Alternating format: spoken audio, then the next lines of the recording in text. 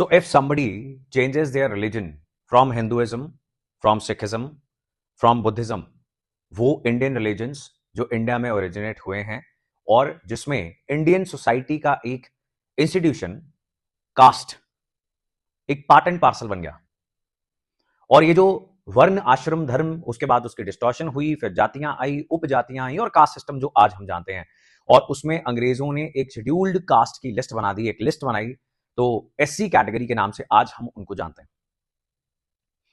सो Hinduism, Sikhism, Buddhism के अंदर आपको कास्ट आज भी देखने को मिलती है और डिस्क्रिमिनेशन भी देखने को मिलती है। इसको हम डिनाई करेंगे तो मतलब हम अपनी इग्नोरेंस ही बताएंगे, because it's happening daily even now in rural India mostly, but in urban areas as well. If somebody leaves these religions और वो बन जाता है एक मुस्लिम या फिर एक क्रिश्चियन बन जाता है।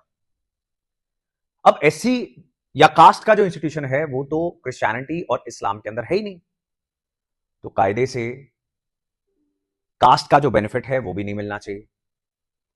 लेकिन डिमांड ये है, जैसे इन दिस केस एक क्रिश्चियन पास्टर हैं जिन्होंने ये पिटीशन लगाई है कि जो कास्ट का बेनिफिट खत्म हो जाता है, एससी होने का बेनिफिट खत्म हो जाता है, वो मिलना चाहिए। सुप्रीम कोर्ट ने एक बार फिर से यही बात दोहराई है कि बेनिफिट नहीं मिलेगा।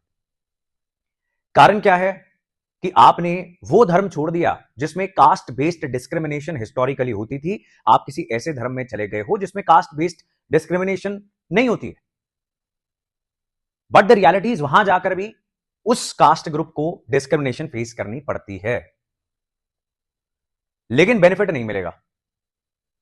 अब दूसरा सवाल यह कि अगर व्यक्ति वापस से अपने धर्म में आ जाए कि ये तो नुकसान ही हो गया कि 2 बोरी चावल लेने गए थे, मुफ्त इलाज और कॉन्वेंट में पढ़ने गए थे, और जो रिजर्वेशन का बेनिफिट था वो चला गया, तो स्कूलिंग कर लेते हैं कॉन्वेंट के अंदर, सब्सिडाइज्ड फीस, और अब ग्रेजुएशन भी हो गई है हमारी, अब चलते हैं वापस, अब रिजर्वेशन ले लेते हैं, तो ऐसे में क्या रिजर्वेशन मिलेगी? So that is a question जिसका अभी भी इंडियन कोर्ट्स को आंसर करना है। हालांकि कोर्ट्स इसके फेवर में बिल्कुल नहीं है।